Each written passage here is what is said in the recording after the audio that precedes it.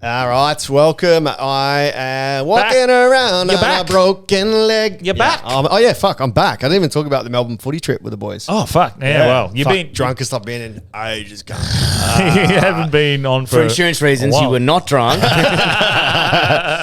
But we were joined by Bretty Blake. Hello, legends. Thanks for having us. Always fun as usual. We didn't even talk about you in the next series you're in either. No, you've missed. You didn't even talk about Taskmaster once. Fuck. That's how much great shit we were talking about. The most important thing that's ever happened in my life. Like, we don't have to worry about that. I was too busy talking about guys at the Fink Desert Race. I'm like, they're going 100 k's an hour. This is sick. Oh, mate, when you're next over, we'll get. We're going to be able to talk about what happened in Taskmaster. Well, that would be better because I can't tell you too much now. But next time I'm on, I'll be able to tell you everything. Yeah. Who's the cast you're with then? I was with Rove, Sila Piccola, Joel Creasy, and Anissa, who's fucking incredible. Oh, she's a Brisbane comedian. Yeah, dude, I had the coolest cast, the coolest time. But Wicked. they really fuck with you mentally. I'll tell you about it on the next pod. Awesome. So this episode is brought to you by alltradescover.com.au. If you're watching at home, you'll be able to see it behind our incredible guest there, alltradescover.com.au. They cover us for an abundant amount of things, but it's Nothing not specific. what they call. It's not what they cover us. It's who they cover, and that is anything from small sole traders to big businesses in regards to construction and trades. They're going to get behind you. They're going to give you a very good competitive quote. So hit them up. They've been very successful, and I actually listened to them talk some shit the other day in a little bit of a all trades cover podcast, and they covered all trades, mate. Some of the things they cover are very interesting. So that they go above and beyond, and they're actually pretty decent. Most of them, and this is the best thing, most of them are all former tradies. Oh, nice. Perfect. So they get it. They know what they're talking about. Yeah, they're not so just their numbers will be right. Yeah, well, like I think one of them's an ex boilermaker and stuff. So they get the whole process. Yeah, so they get it. So that's good, man. Nice. But yeah, use hit 'em the up. word hard yarn, or just tell them we sent you. Yeah, they said that people are very, very adamant that we're from the hard yarns. So, this episode is also brought to you by Crafted Finance. Delby, do you need a mortgage? I'm actually going to speak to the team and compare mine. Yeah. Oh, that's pretty good. What about you, Bretty? Mate, have a look at me. I used to live in a fucking caravan park, dude. I was in a camper trailer. Yeah, no, if you could just give me any amount of money, even like $20 would be sick. Yeah. Guys, can I sleep here after the podcast, by the way? What's going on? We'll lend it to you, but we'll have to put you on a lie detector if you're going to pay it back. Thank you. I don't mind this. Well, foreshadowing for the later in the podcast. I like to be specific, so I'm going to read this. What they help with is home loans. However, they also do investment property loans, business loans, asset finance, and personal loans. So they can help you with all that. The best thing about them is they want you to get the best deal. They don't want to just get you the deal to make sure they get the business. They want to make sure you're paying. If they can't do the best deal, they will tell you. Look, they'll give you the options. It's still up to you. If you want to pay less, like every week, they're saying, well, yep, all good. But they're going to give you the options to show you, right, well, over the term of the loan, you're going to pay 30,000 less if you go with this one and blah, blah, blah. So they're very thorough. Just good people. They're good people. They don't just smart. You don't want to be I can't be trusted. I need someone to tell me, which is good. I'm like, okay, I'll do that. So they're great. They're good people. They're like-minded, and they're listeners. And where do you find their info? In our bio, in the show notes, and I should learn their exact website. Okay. But it's in our show notes. I'll guess it. www.pornhub.com. I'm roasting you. I got you, boys. Anyway, welcome to comedy. Strap in, fuckheads. All right, Bretty, what do we speak about? Hey, they're not mortgage, but Pornhub does have my interest. Bretty, what do we cover today? We did speak to Dave Reynolds early on via phone call. Supercar driver. We spoke to a supercar driver. We did the Fink Desert Race. What other shit did we talk about? The brain. Oh my god! Yeah, we talked about ideas that came out of our mouth. We said words. I think we covered a bit of my accident, what happened there. Yeah. The Nitro Circus. Circus, manifesting that. We also talked about my comedy show. Yeah, cool. A little bit about people's styles, which I found interesting. You can see what comedian they like. Or the cult. You can tell Wolfie's influenced by chemist. I thought you were going to say Wolfie's been influenced by Chemist Warehouse. I thought you were going to say, dude. I thought you were going to say he's going to be influenced by ketamine. No, Sam Kinnison, you see all these cool styles. Good chat, good to catch up. It's good to get out of the fucking house. Always good. Sick. Love that episode. Let's get hard. Let's get hard. Welcome to Hard Yarns Podcast. I am fucking fat. Anything Chris White says, please disregard it. 5D is actually a state of being. It's a unity consciousness. That was Hard Yarns with me, Frankie Rose. So I'm going to throw it over to your co-host, Daniel Delby. And Cameron Branch. I would do this and then I'd gong. Free in attendance for the millions listening at home. Let's get hard.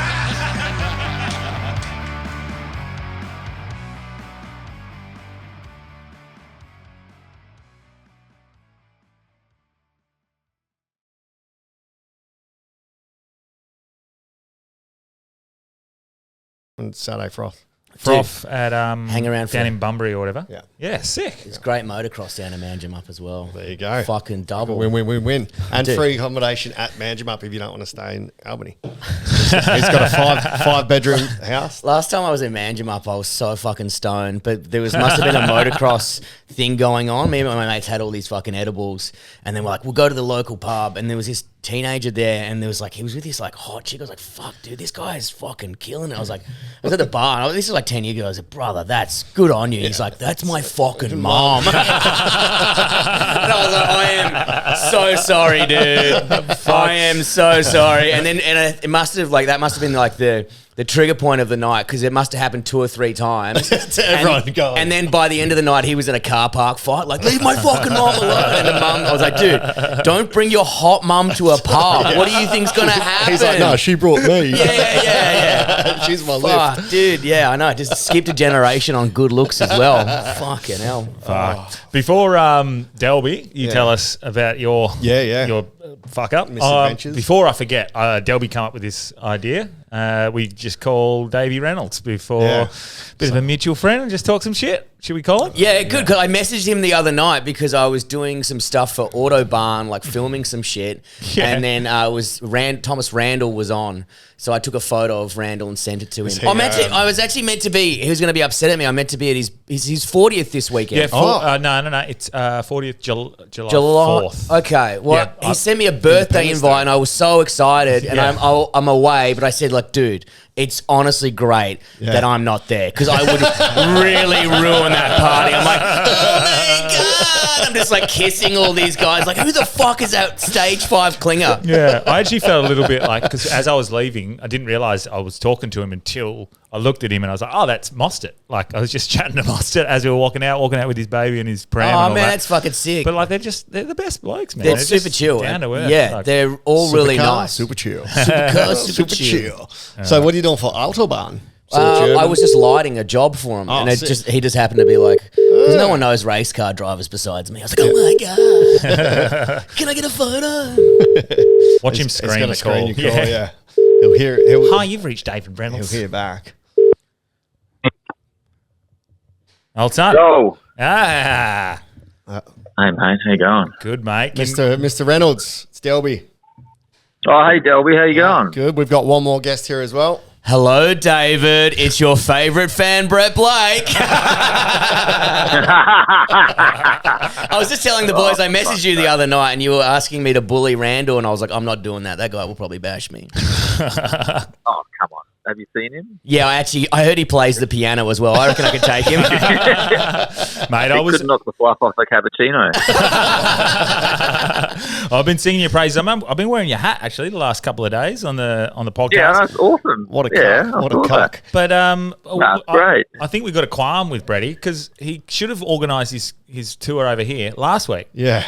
Oh, dude, I missed the Perth. I've Fucked that up, didn't you? I've really stuffed up. And then when town, like I normally put the supercar schedule into my calendar, and I've missed 3 races by just weeks and different states, so I've stuffed it up completely. Oh, fucking hell.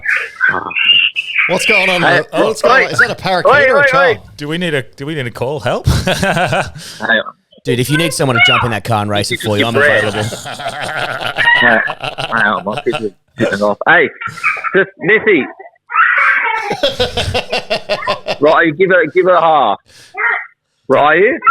This is a good advertisement for Delby. You should have kids, man. Oh, dude, I'm getting the snip as we speak. Missy, come here. I'm cutting it for him. Just use your teeth, brah. There you go. There you go, Messi. You and so what's going on? Are you at Darwin this week, man? Yeah, I'll leave tomorrow. Yeah. Nice. And then what's the scoop going forward? Any rumblings on you and your future? Oh, no, boss, I've got no idea, right? Absolutely no idea. No. I can't, By the sounds of it, the only thing that's coming your way is a Panadol, brother. That's a headache coming right Mate, there. we'll have to let you go to tend to the parakeets at the back. Yeah, you go, parent. That's all right. What else going on? Have you done your show yet? No. I got my show tonight. And have you done Hard Yarn podcast? Oh no, we're just about to kick off. The boys got me a beer and they said we've just started ringing David Reynolds. We're recording now. Yeah, this is it. Oh, don't record me. Yeah, dude, you're on. You made it. Don't say anything racist like you always do. Kids screaming in the background. I sound like a bad parent. Or just a parent. Yeah, or just a parent. Yeah. I know, but you always feel like a shit one when your fucking kids are screaming. Yeah, what was that thing about the Jews you were saying? I'm Jewish. Fuck. Are you actually? Well, no, you're no longer welcome on the podcast. Yeah. No, I just pretend to be. I'm like an uncircumcised Jew. I hold all my money. What did you think? Like we had Basil on. He wasn't too keen on the raceway, mate. Yeah, what did he say? I haven't listened to it, to be honest. Yeah, what did that rat dog say? I fucking hate Basil. I like him. I will get around to listening to it, but I just haven't heard him yet. Honestly, it's a bit of political speak. He avoided. Oh, dude, he's a robot. He knew what he was doing. He's doing. a rich robot. It was good though. Like it was a good, easy chat. Got along really well. Like he's actually a good bloke out of that. But like I think there's a lot of the political. Dude, I slagged him off online about 2 weeks ago, and then he DM'd me. He's like, "What have I ever done to you?" I was like, "What are you, a 16? Did he really? Yeah. I was like, "What are you, a fucking 16-year-old girl? Shut the fuck up." Yeah, fuck, who cares? Yeah, who cares? That's actually kind of interesting that he would reach out like and just say, "Hey, oh mate, no, I respected it." And then he goes, "What did I ever done?" And I just like screen grabbed about 9 different news articles, and I was like, "There you go, brother." I said, "I'm dyslexic, I ain't reading it, but there's enough headlines to piss me off."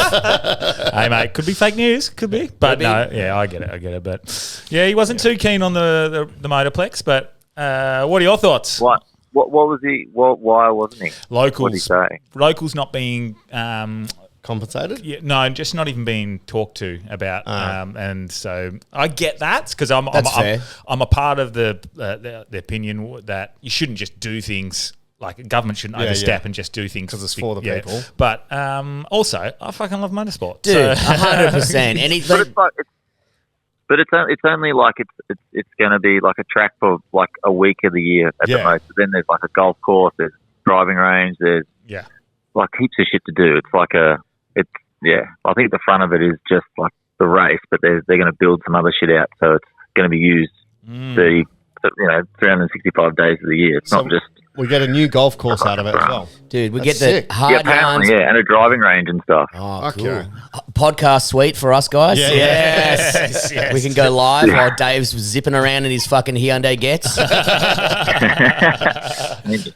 Yeah. I heard you overperformed on the weekend, Dave. You did well. You see, you told me. For one of the days, yeah. On the sad day, I was like 6/10 off in qualifying, and everyone writes you off and thinks you're a loser. Yeah.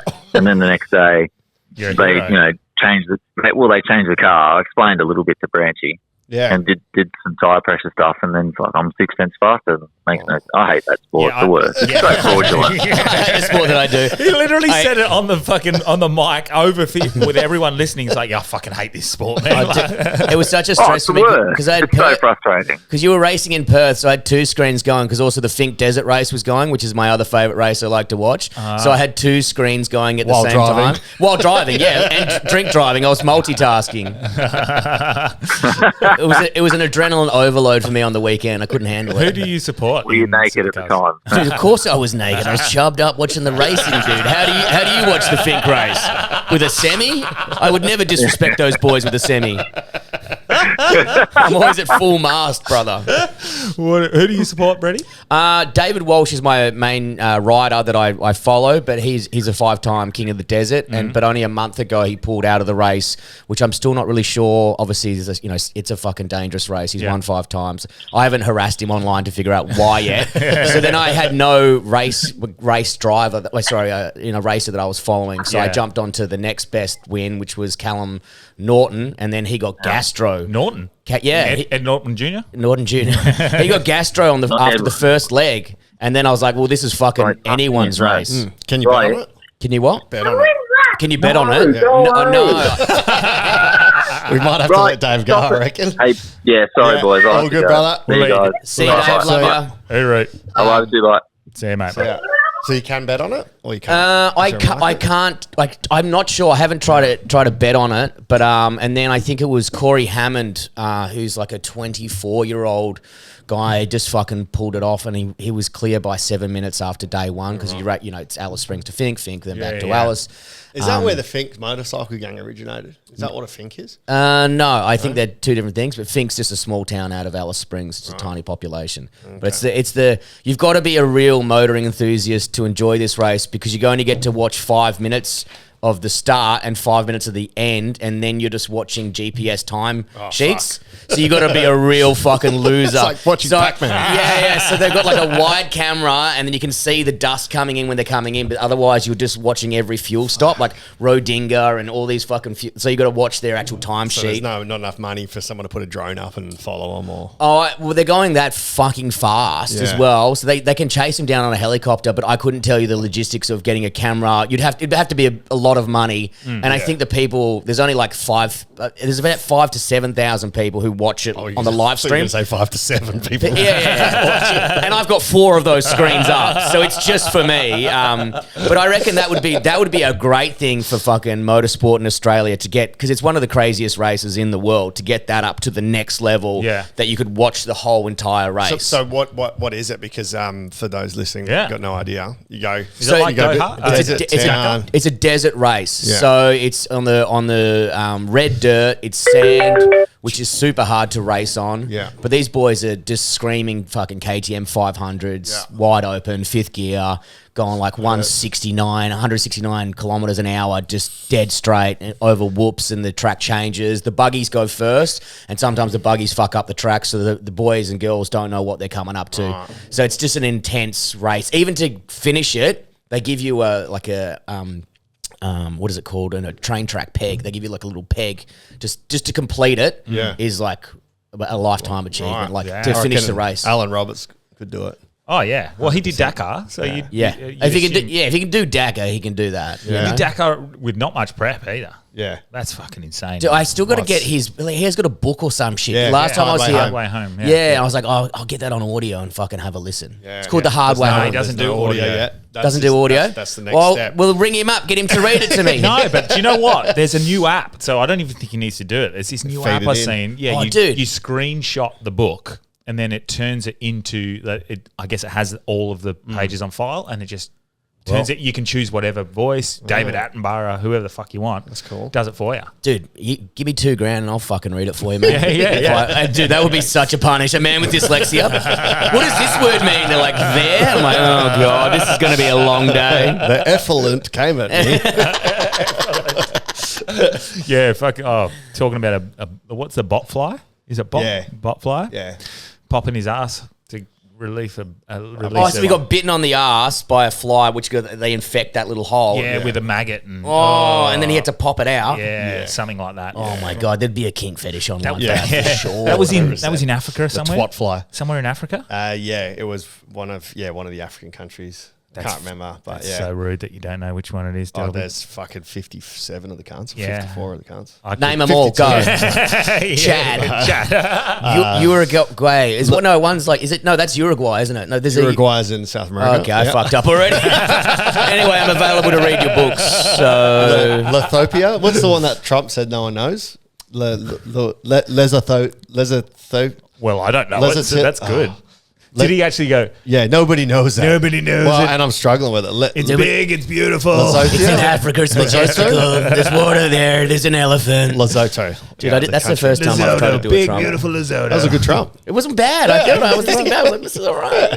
You're pretty good. Maybe I should do that. Maybe I could do character comedy from now on, guys. Yeah, it's but funny you mentioned that, Brent. You just on the way here, you guys are going to do impressions. Yeah. Dude, whatever sells tickets. I don't give a fuck. Yeah, I'm going to go down the hack routines. But the Delby, let's talk quickly because we forgot. Even though I guess it's Bretty, you've been on enough that we don't have to focus on you. Who gives a shit? Delby, tell us. Like, you've been in strife. You've not been on the pod for a bit. Bit of mischief, has it, mate? He's done himself a mischief. Let me guess. He's from Perth. It happened in a beautiful place called Bali. Yeah. Did you take the highway there or did you fly this time, champ? I flew, but I... That's one for Zemplis. Get a fucking highway going to Denpasar, brother. That'd be all right. That would actually not be bad. I did the drive. That'd be fucking safer than the Balinese boats. So I've fractured my ankle in 3 places for the listeners. So and how did you do that, mate? I was running and... you were running, were you? I was running. Yeah. I was running. I tripped on one of the Bali sewers. How many Schooner McGavins did you have at this time? I was sober. Dude, that sucks. That's such a shit story. Sober. You know I'm not your insurance company. You don't have to tell me these lies. This is being recorded. Oh, okay. Yeah, man. But if you do need insurance, alltradescover.com.au. That is a great segue, Delby. Get an ad in, brother. Make some cash. I love this guy. No, I've fucking fractured my ankle and I thought it was not that bad. So I've slept on it and then got the doctors to do an X-ray. Then they've told me that there's just a crack on the outside of the ankle. Okay. And I messaged all my physio mates in Perth, showing them the X-rays and the diagnosis, and they've all said you can either recover in Bali or come home and recover. It's the same. You're going to be in a moon boot. So I was like, all right, sick. So I'll just leave it, right? Then, stay in Bali, dude. Yeah, so I stayed in Bali and it was pretty sore. And then I put off seeing the orthopedic for 2 days because I just hate traveling, like the traffic in Bali. So I was like, fuck it. I'm doing nothing anyway. I'll just do nothing in a car and travel for the hour and go see the orthopedic. He had a re-look at the X-rays and he's found another 2 fractures through it. And it's like this Weber B, Weber C, which is where your ankle is. They call that syndesmosis, the ankle joint where everything joins. Ugh. If there's one on the line and above the line, or below the line and on the line, or below and above, it means your ankle's going to be destabilized. So he's like pushing for surgery. So I've sort of freaked out a bit and decided instead of getting done in Bali, I've flown home for a second opinion, got an MRI, and then went to the specialist and he found another fracture. Jesus, this sounds fucking expensive, dude. As soon as you say MRI, you're like, fuck, I got to go sit in that little wind tunnel thing. It was fuck because I didn't even know I was moving, and the lady's like, "You need to keep your legs still." I'm like, "It is still." Yeah. She's like, "No, your leg's shaking." Yeah. So the doctor's saying, the surgeon's gone, dude, you're going to need a plate in there. We're going to do an arthroscope on the inside because your ligament's all fucked up. We're going to clean that up. That's keyhole, hey? Yeah. And then on the outside, cut it open, put a plate in, drill it into you, and you're off your feet for 10 days. So is that the surgery happened, or you're waiting It's happening on Monday. Okay. Yeah. So I was fucking... It's hell bad. Thanks for messaging me, by the way. That was really nice. No worries at all. I don't remember doing it, but yeah. I did message you. I said I can't wait to fuck your foot. Because he showed a bruised foot. I was like, I'm going to fuck your foot so hard. I said, bring lube. He goes, nah, sand. I said, that's not sand, it's tinea. But before that, you actually messaged saying, fuck, man, sorry to hit. Like, it was nice. Did I actually? Yeah. Fucking good on me. I thought you were mucking around that I didn't message you. No. How many drinks had you had? Undefined. When have I stopped? I don't know. So as terrible it is, so the biggest thing that went through my head is I've got a 24-show tour from July the 3rd to July 27th. And I've done, some shows I've got 300 at, some I've got 150. Minimum I've got 100 every. It's a lot of show. money on the line. Fucking loads, like loads. And you've got like the new pressures of having a mortgage and whatnot. Yes. So of which, if you want a mortgage, you can hit up Crafted Finance. our new sponsor. Crafted Finance. Guys, can you give me a really low interest rate to a dumb comedian who's got no money? I think he can look after you. Oh, great. I think you actually can. But yeah, sorry. I digress. So that's my big fear. But even before that, I've got Teach Comedy Night down south in Bunbury, which has done 135 tickets. Yep. And then the Gatsby's in Manjimup, which has done 55. And the guy said to have 55 this early means it's going to sell out by the time it gets there. So it's a 200-seater. So I'm like fucking panicking, thinking I'm going to lose my next 3 months' income if I don't get this sorted. If I can't travel, I'm going to let people down, was my first thought. So luckily the surgeon said, you got to be off your legs for 10 days. And by the time July 3rd comes where I leave, he goes, you should be perfectly good to get around on a moon boot.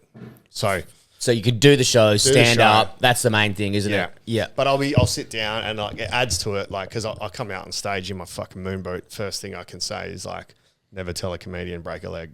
Before show. He's already writing jokes and gags about it, guys. So, and do sick bay from at school. This is the thing that like through my messages to you over the last week or two, I couldn't believe how like obviously you were upset and devastated initially, and you're like off it, but then you turned the positive. And you're like, it's turning to a positive. It's been one of the best experiences that I've had in a lot of years, and it sounds weird from a negative, yeah, like it's a fucked up thing, but it's like once it's done, it's done. Is this the feather brick truck scenario? You reckon? What's that? Like gives you a little go, oi, you should do this, and then the brick is like, oi, fucking do this, and now it's like now you fucking got no choice. You have to let go and give someone else the reins and get help. Yeah, so. Mentally, so there's a few. That's kind I was thinking about why is a brick talking to you? I was a labourer for years. I don't remember that happening. You guys on the shrooms again? Hell yeah! Always. But are you looking after yourself? You're like staying off the piss and looking after your diet and all that shit, trying not to be inflamed and all that crap. Yes. So we're sitting here drinking in front of him. Dude, I didn't fuck up my foot running. I would never run unless it was from the cops. So it's actually been a really, really like a need. I've needed this experience. It's become sort of this deep and meaningful. I've never felt more free and more joyful for the last 5-6 years, man. It's really strange because I've ended up becoming fiercely like self-reliant and dependent, and I've lost trust in other people. Yep. Like I don't ask for help. Every time I've needed something, people have let me down. I've been continually let down. I need this, I need that. Can't do it. Always let down. So I've sort of had this shell where I've set my life up where no one can fuck with me. I don't have to rely on anyone. So my whole teacher comedy show is I'll set it from set up to pack down. It's all me. Yep. And after I fucked my ankle, I have never felt more alone in my life. It's just a broken ankle, right? But like whatever. I'm in Bali on my own. I've gone from being super dependent, holiday on my own, to now fucking dragging my ass on the floor just to shower myself, feeling a bit sorry for myself. Like, fuck, I'm here on my own. There's no one to help. But sometimes that stuff when you're down and out or whatever, it's good to it's a good check to go like, oh, fuck, how lucky are we to do this? How lucky are we to have healthcare or friends or whatever? Like, because you've had back issues before and I had back issues and we've had many a chat about it. Like when I couldn't fucking walk for like a month after fucking my back. And it really puts everything into perspective as well. And you're like, sometimes you can't because I'm like, I've always got to be doing something. I got to be, and I'm like, sometimes you just got to heal. You know what I mean? You got to sit back and just go with the fucking thing. Yeah. And when your back gets good, you're like, fuck yeah, man, I'm never taking that for granted. Yeah, the context. Yeah. It's so funny. Everyone's like, well, like I went to Bali to relax. Right? And now I'm forced to fucking relax properly. And the worst thing was, I said to Branchy, I remember specifically when I landed. Oh, this is the worst, man. I landed in Bali. I was like, man, I I think I'm going to fake an injury so I can get through customs on a wheelchair on the way back.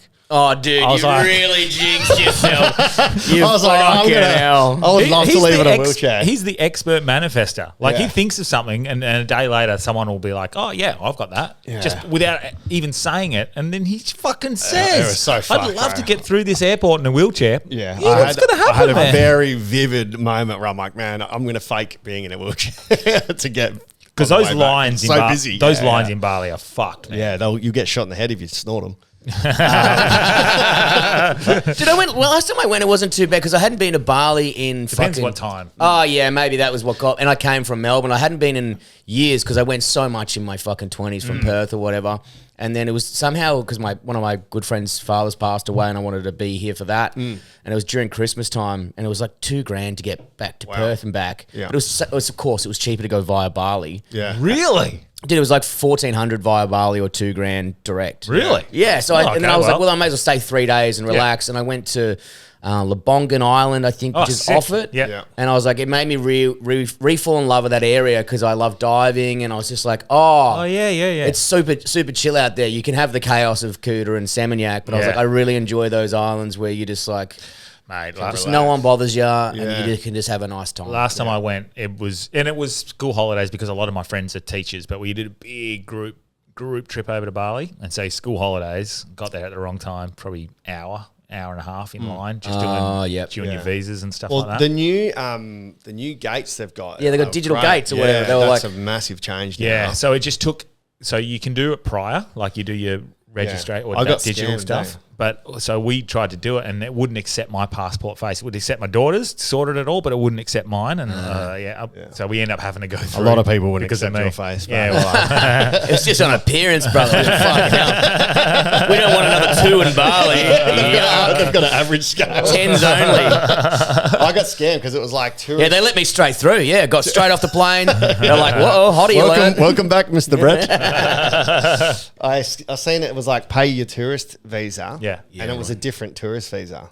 So there's no, a tourist visa and a tourist tax, and no one checked that one. yeah, no, they don't. No. You're still supposed to pay it. Right. But it's $15 or Yeah, something. it's but- nothing. But that yeah. no one checks it. Yeah. Dude, So- I did them all. Like, I never do anything till I get there the last moment. I was like, fuck. And I'm And like, then you're in line probably filling out your and visa. having a panic Yeah, attack yeah, after yeah. you've had 2 edibles on a plane. You're like, dude, can I just give you $100 for this to go away? Yeah, well, fuck. I mean, from everything that's happened, it's been so awesome for me, man, because it meant I had to reshuffle my whole life. Buddha has pulled through for me like no one else. He's hosting Teacher Comedy Night for me down south. Awesome. So a show that no one's ever done for me before. I had one person that could do it, and that's Buddha. I'm like, bro, the show's sold. I don't want to let those people down. I'd rather them have a show than no show.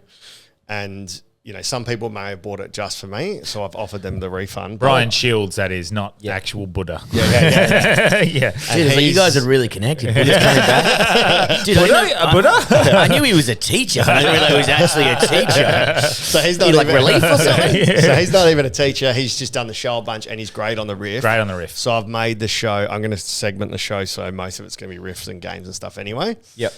So that was like, I've never felt like someone's had my back. Supported. Yeah, it was just so fucking nice and so wholesome that he decided to do that for me. So that happened. I got my corporate covered by Pinder and Evan on Monday. So they've stepped up for that. That's great. Chris Shin has been incredible. He's such a good guy, Shinny. Dude, he hit Just me talking to up. him last night, I was like, I forget how much of a lovely dude he is. You know? Yeah, like he's like, bro, I'll make you some food. I can pick you up and drop you off. He's covering all my corporate quizzes that I've got booked in, which is like 7 quiz nights. So he's fucking come through with the goods. I've had people randomly just message saying that they'll come hang out. Like Ira and Mac Shane said, we'll come visit you and just hang out. So Yeah. I'm like, yeah, but I'm in I've Wanneroo. got to call her about their wedding. Yeah, like I've never had this much support ever, and I didn't realize that people would do things for me, and it's just been so fucking nice, man. Like Mush called me, he's like, "Hey, I'll come up and see you." Like this doesn't happen to me, Yeah. you know. And Well, it's nice that you know that you got your friends and people around you. And yeah, it's like I've shut myself off so much and not expected anything from anyone. Yeah. because I've been let down so much that this has reopened sort of my heart and my mind and just show me, fuck man, I've got this awesome support network around me that I didn't really realize that I had. Well, I think, and I said this to you already, but I think a lot of you, when you ask someone to do something for you, a lot of time it's for work. And work is like, I'll call up my boss when I was working and go, nah, I'm calling in sick. Can't be fucked. Yeah. So I think a lot of your support that you would have been seeing, but when there's something actually you need help with, you see the real people, the friends, the family that help you and support you. Man. Like, I feel so loved and supported, and it's just so nice, man. Even though all my friends are cunts. When my would- back was fucked, I didn't get one fucking phone call or a cooked meal. I got one because I had a cane. I had a cane to help me walk, and my mate's like, "Do you really fucking need that?" I'm like, "Oh yeah, I'm just fucking. I got a fucking cane because I think it's cool, dickhead." Yeah. Secretly, you're like, fuck, I did think it was cool. I actually did think it was sick. Yeah, I had the pimp walk on. Yeah, and I shit. thought it was a pimp. Yeah. We all had bad backs because I was the same. I was to a point where I didn't get an operation, but I was fucked, man. So bad, like stuck in a 90 Oh, degree. the L. I've had that one as well. That one sucks. Stuck. And And it's fucked, man. Full L shape. You're And going then to stop copping it from behind, boys. Yeah, wow. what else am I supposed to? Oh, the mouth. I forgot about the mouth. Didn't realise that was an option. God. I come back. Anyway, my knees are fucked. And the back of my head's just, My hair's been torn out. went through the plasterboard. Yeah. Oh, fuck. But yeah, from the most terrible thing, it's been. Yeah, it's positive from it. I've never felt happier. That's wholesome. That makes me feel wholesome. It's so nice, man. So I'm fucking stoked, and I'm still going to be able to do my tour on one leg. So like, even though it's horrible, it's been fucking great. And I'm staying at Mum's house. It's better than Bali. Oh, dude. Mum's rules. Fucking, I rocked up. Guy, I had to go pick him. yeah, the guy from Manjum's mum. had to Yeah, go- you're still out there, sweetheart. I had to go pick him up for the pod, and I walked in. He's like, "Mate, this place is better than Bali." He was so happy, and I was like, "It looks pretty good." How's this? My friend Helen, right? So I went to uni with Helen. We've been mates for maybe 20 Did you wink as you said that? No, I was thinking. I was like, I hope it wasn't like went down. Went down. We've been friends for 20 years. We've been mates for 20 years. She's hell. the person that I had predicted deja vu with. So like when we were in the computer lab at uni, nerd, I know, but we're waiting there. I go, fuck, man, I've had deja vu. Emma goes, well, what happens next? I go, well, Helen's going to walk through there. She's going to stand here. She's going, hey, guys. No. And she's going to sit in that chair. Fucking 2 minutes later, Helen walks in. Hey, guys. And sits in that chair. Everyone's like, what the fuck? I was like, oh. So she messaged me. She hasn't seen my Instagram or nothing. She messaged me. She goes, hey, hun, I've dreamt of you twice this week. Are you all good? This was today at 7 a.m. And I didn't want to tell her anything. I go, oh, that's interesting. What was in it? Let's see how specific you can get. Because I'm not good. She goes, why do I always know you? We were in a hotel, which is where I was in Bali, and you kept wandering up and down the hall searching for someone. You were upset and disorientated and confused. You were searching for affection and needed someone to connect with you. You looked in pain and panicked, but were putting on a brave face. I hugged you, told you everything would be okay. You got into bed, turned on your side and cried. I went into the halls trying to find someone, and then I woke up. I was like, fuck, it's pretty bang on. And I sent her my foot and my fucking thing. I was like, the hotel I was at, I was searching for connection because I was on my own. I was close to tears and frustration. I was putting a brave face on because I broke it on the Sunday, and, you know, I was just there on my own, just trying to make the best of it. Lord. And then, yeah, she's like, fuck, so What sort sorry. of connection do you guys have? crazy. I don't know. Yeah. That's incredible. That was what random, eh? But, yeah. So, She got a partner? yeah, I think so. Yeah. Why, are you interested? No, I'm just saying maybe there's a bit Well, more you to know. that. Yeah. Maybe when they're, couldn't you feel it through the connection when she's having a there great through. time?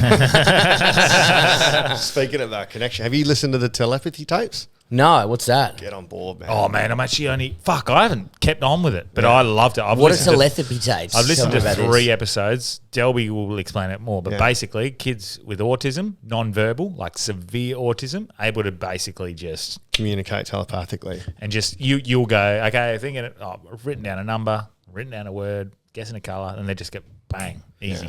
So they can't communicate, but they figured out a different way to communicate. Yeah. That's fucking incredible, isn't it? Yeah, that's exactly it in a nutshell. Can't communicate verbally, so they've figured out how to do it telekinetically.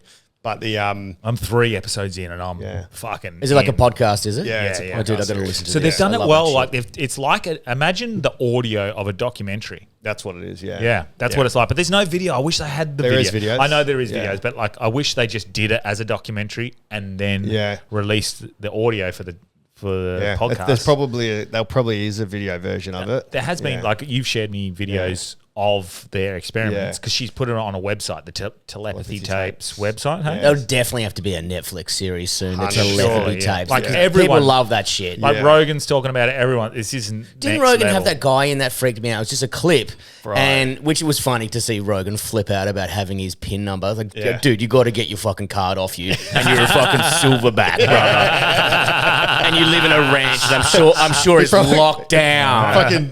Probably doesn't even have a card. His face is his card. Yeah. The ATM goes dude, off. he is a bank. He is an ATM. Yeah, he's got a vault. He doesn't need an. But the guy that guessed his PIN code, and I was like, that's so fucking interesting. It's cool, man. Because everyone's got tells, and you don't know what they are. But there's people who just fucking like. That's why Shane Warne apparently was like such a good bowler, because bowling's to breaking down the psyche, and that's why he was also very good at poker as well, because people had the same tells, and I was like, fuck, that's really interesting. I still look that guy's a freak. Yeah, I still look at his battle with Peterson that year in the Ashes, and him just going, he doesn't want to play when I bowl it out there, so he's just going to keep patting it and patting it and patting it, and they had this battle for hours. Wasn't making any runs off him, and he's like, I just want to get him out, and he just kept on patting it. Eventually, Peterson gets frustrated, takes his swing at it, bang, gone. Yeah. And that took hours of like, I know where to bowl it to him. Peterson's just going to put his fucking leg out and pad the ball away. Yeah. I'm not one of those guys who can figure it out. Like there's that level of sport. Like I was always fit, but people who can read the game and what people are doing next. Like I don't have that ability. Yeah. I'm just too distracted. I'm like, dude, I just want to fucking ball in that hole over there. Speaking of Rogan, McCann's going on Rogan. Is he? That's wild. That's fucking... Dude, McCann's trajectory is so fucking cool. Yeah, I love it. I mean, he's huge now. You know what I mean? Huge, yeah. And then now he's going up another level. But what's happened to the James Catamaran? I think he's got his catamaran. Dude, I think he can afford a couple of catamarans now. Fucking hell. It's always that funny. Like, it's a yacht now. It's so good to see someone in like doing well in America, because it's at another level of... Here you're like begging for fucking $400 for a show, and there's just like, I made 30 grand in a weekend. You're like, oh yeah, dude. Yeah, it's wild. Well, you've seen even Amos, him and Amos both at the mothership together. So Adelaide, well done, represent. Yeah, but love it.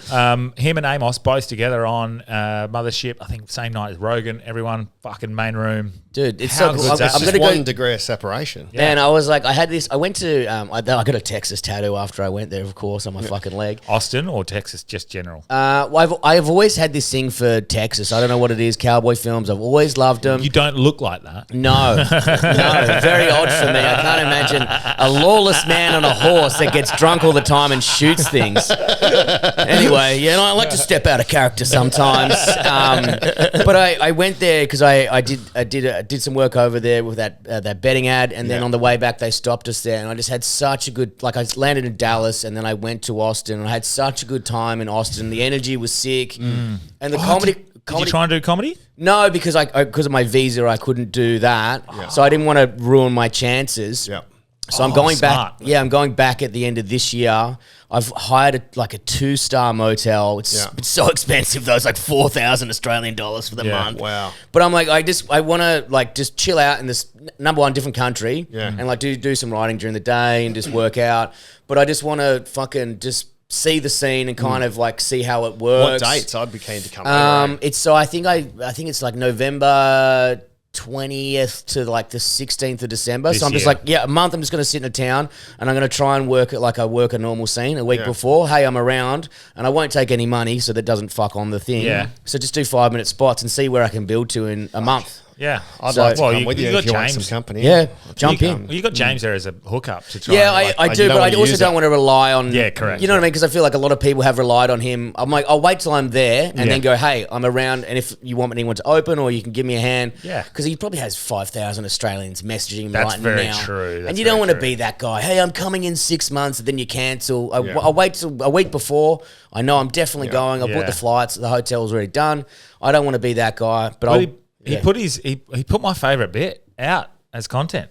Which one? Shame on you. Yeah, fool me once. Fool me once. Fool me once, shame on you. yeah. Fool me Dude. twice, shame back on you. Have you seen the Fool me AIDS? 3 times, Have you seen shame. that sketch he did about the AIDS needle? Yeah. Fuck, dude, that folded me so hard. It was so funny. He's got eh? so many bangers. Who was filming that shit for him? It was fucking well Dude, it was put together, cinematic man. as hell. Yeah. So good. No, who, It was- who was it? Do you know? I don't know. It was so well put together. It was very well very cut. well filmed. That AIDS sketch is incredible. It's so good if you haven't seen it. But he's one of the, like, he's such a good stand-up and he's so unique. yeah, it's so good. Because another Australian who went over to America, Blake Freeman, who's such a good comic as well, and he's kind of in the New York scene at the moment, and he's saying that he's like, everyone is Shane Gillis. Everyone has to be Shane Gillis. You know, everyone's doing that, and they're like, what about McCann? They're like, okay, everyone's either Shane Gillis or James McCann is just James McCann. Yeah, there's and only they're the one. only two things that are working. And I Yeah. was like, oh, that's fucking sick. Yeah. Really? Yeah, when you go such to a- when you go to an open mic, so Yeah. everyone, Yeah. you know, and they got the shit. Like, I love.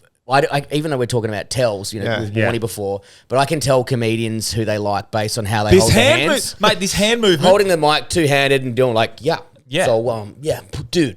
Yeah. I've been that, and then- seeing that so Yeah, much in in Melbourne- the open mic scene. Oh, that because that's Gillis. Yeah, that's Gillis. They've And been then- going like this and then going.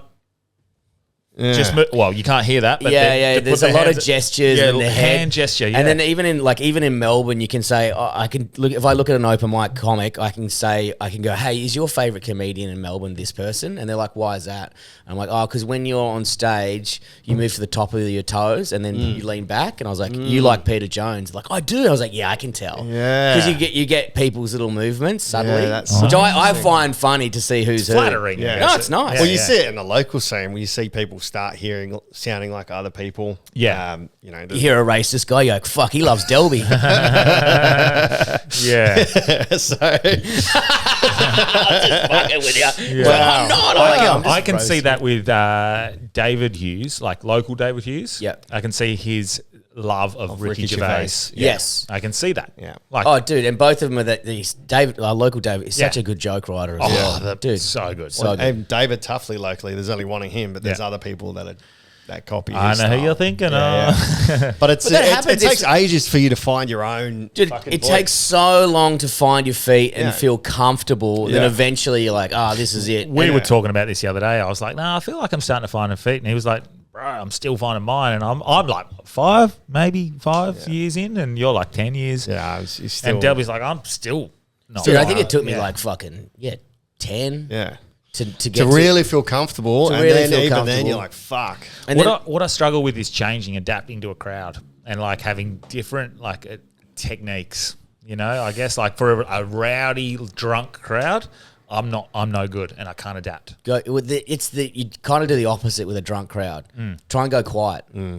Go quiet. Make them listen. And then they go, Yeah, Oh. actually, I've seen Rory Lowe do that. Yeah. Where we were at a pub, literally, it was the opening of Sir Henry's. Me, Wolfie went on, so we no spotlight, no nothing. This was just like more of you're fucking fighting the literally battle a already. crowd of people in this pub opening, and then so we both did okay considering the conditions, and then Rory just stepped up, went no mic, and said, "Everyone, listen to me," and everyone just shut the fuck up, Yeah. and he just grabbed everyone in, and he's obviously had to heighten his voice a bit, but dude, yeah. and it just got everyone listening, and he fucking crushed, like absolutely destroyed, and it's just smart reading the room, going right, no. I hate performing without a mic. Yeah, so he went. Man, But he's been practicing. I've seen him. He's been going like after gigs and going into the car park and standing on the back of the ute and going, "I'll give you 15 minutes more." Yeah. That's the hustle, man. That's why. That's Dude, I'm like, fuck you. Yeah. I'm not giving you any extra. I'm trying to find Unless that mum.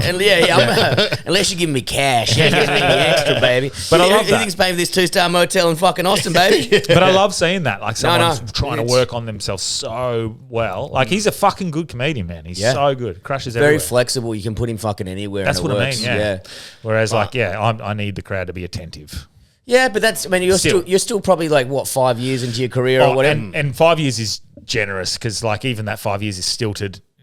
time off. I think the best thing with anything is just keep putting yourself in uncomfortable environments, and that's even going like, okay, I'm going to go do a weekend in Adelaide, which you've done, like Melbourne, Brisbane. Just keep being uncomfortable, because it's like, do the fucking, have the pain early and quick, and then get it over with, like fucking exercise or whatever, and then reap the benefits later. I mean, I'm talking to you with your fucking foot. Yeah, no, you're right. We're doing that for a perfect example. It's like just starting to get back into it after a couple of months off after Fringe, and then go do a shitty gig to just dust off the cobwebs, and then we go to Lounge, crush, fucking do really well. I was fucking stoked. The next week, exact same set, rowdy crowd, fucking struggled. Yeah, but that's anywhere. Like, you can't, you know what I mean? You can't pick what the audience is going to fucking do. You just got to do the best you can within that circumstance and know you've ticked your boxes. Yeah. But I don't blame the crowd, and I just go, right, I just need to get better. I blame your material. Yeah, that's what. Yeah, but then sometimes if you're too confident in gear, the audience can fucking see that. And if I'm one of my last steps I do, like if I'm losing a crowd, like I'll go louder, I'll go quieter, I'll go crowd work, I'll go jokes, I'll go old jokes. My last step is to do Jewish. Yes. It's my last step. My last thing is to do the most newest joke that doesn't have an ending. Yeah. And because I know I'm scared then, and then it's so raw, that's the last final thing. And at the end of it, I'll go, anyway, you guys are fucking idiots. Well, I did that That's a hell cool thing to do, because then you're dropping back to present. You're not doing muscle memory. There's no muscle. Going, it's just like, I'm just trying to, I'm like, I don't even know this bit. And then sometimes I've found bits in that. You know what I mean? That's a happy place. That's how I approached Gong last week. The crowd was, and I'm not blaming the crowd was fucking shocking. So it got to the point where they turned into savages. Everyone was just like, the comedians were coming out going, you guys fucking suck. Use the word comedians lightly for the Gong Show. Dude, I was in the Gong Show last night because I was bored. I was like, I'm going to jump up and do my gala set, and I got fourth. I was like, this has actually got 2.8 million hits online, so you're wrong. But that was the thing. It was like, it was all the guns towards the end. They were starting to go, you guys fucking liven up. Well, Wolfie going out there is fucking, what's wrong with you? Corey Wyatt was just abusing the crowd. Yeah. Jill fucking and Jill kills at Gong. She kills. But she was like, I think she won that night, but she still struggled. Like, it was not a good crowd. So I went out with my best two or three jokes just to get them going, and they went really well. But then I went with a brand new one, and it's a hard, very quick. It's a hard power shift, because comedy is, hi, I'm here to entertain you, and you shut the fuck up, and let's go. But whereas the Gong Show is like, you've got the control as the audience, and I now decide what is funny. So you can see it, and people get the power. First one, paddles, like, there's a cute little lady who was sitting in the back there, and she's like, after the first one, slowly, and then she just turned into a fucking savage. Like, people weren't even making the mics. Like, get in the fuck off. Look at him. You're fucking ugly. But Shin's an arsehole as well. Like, I had two, maybe three paddles up, and he's like, I'm getting you off. Because he hates when I do my old stuff. And it's tough love, and I don't like it. And he wants me to get better, but also, fuck you, you're an arsehole. No, but man, dude, just take the fucking bullets now. You know what I mean? But also, if you got $350 you can win, you're like, fuck, that's not a bad night, is it? Yeah. Well, Wolfie, mate, he went out with his A grade, all his old A grade. Even when I hosted a month ago, he was going out with his fucking, he's like, dude, I need to eat. He needs the money.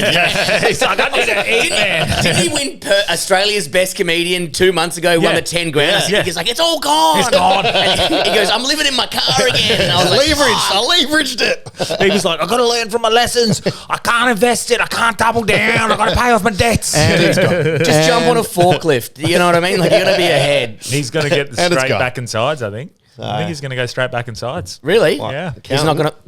I think he's just going to an accounting firm and just like take the pressure off so he can just focus on writing, and then 10 years too late, but that's that's all good. Yeah, man. If you just stuck with it, you could still have that house on Oxford Street and that beautiful BMW you used to drive me around in. You fucking idiot. He listens to every episode as well. Good. So he knows what I think of him. Squirrely went over and did Austin for a bit as well. I've seen that. Yeah, he said it was pretty tough, and he didn't want to rely on asking McCann or anything. So that's the way to do it. He said the first week was doing gigs to other comedians, no other audiences. Wow. But the comics that were running better shows would use it as like a talent pool. Yeah. And they're like, oh, he's Well, good. I'm not He's going there. slightly got up. Yeah, that's the thing. Is like I'm not going there to have I need to go and make it within a month. I'm going, this is just a nice holiday. Just experience it. And I'm going to a different scene. And apparently, like in America, it used to be LA, New York, and now even when you talk to like Shane Gillis is saying, like there's a whole new cult scene over there, and you can see it from. When I went there on holiday, like first night I couldn't get a ticket to the mothership because obviously it's sold out for 3 months in advance. Yeah. But that trickle effect is like all these other clubs were having 100, 200 people in there. that's still a lady sick asked show. me to MC because I knew her from... Was it Hinchcliffe has set one up next door for Trickle Hang On? on a sec, finish your story. No, but I'm just saying, this whole scene's just so lively, the whole community, and everyone's obviously flocking there, and there's going to be so many idiots who are trying to get on Kill Tony, and there's going to be some bad comics. yeah. But I'm like, I love America, and I'm like, I would love to work there, and I'm like, fuck, how good's like, I got this show did last, Little Turd, which is on tour Australia wide. Make sure you come see it. I'm trying to turn it into like a kind of I wanted it to a scripted TV show. Yeah, sick. So I was like, all right, well, I wanted in my head. I was like, I've always wanted to go to like Thailand or Bali and just go on a writer's retreat and just like lock yourself away for a month and just eat nice food and just chill and work. And I was like, yeah, but I can't chill out. So like, what's your writer's holiday? I was like,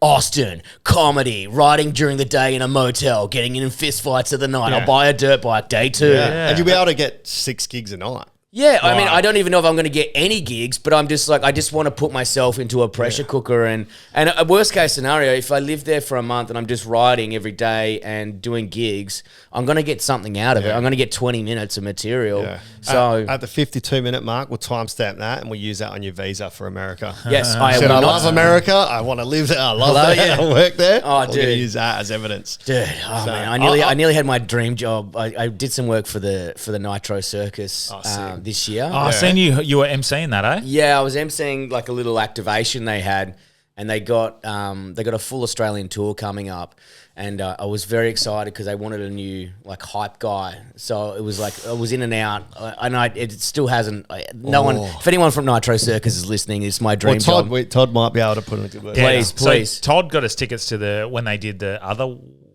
What's it called? It was like the track. Yeah, it was extreme. It had motorbikes and it similar, but And motorbikes. and motorbikes, and they were doing, the guys in the middle emceeing were just not it. And then when I seen you were emceeing, I was like, this is you're perfect. Man, for it that, was so funny because it was just a pop-up activation, and like I love that sport.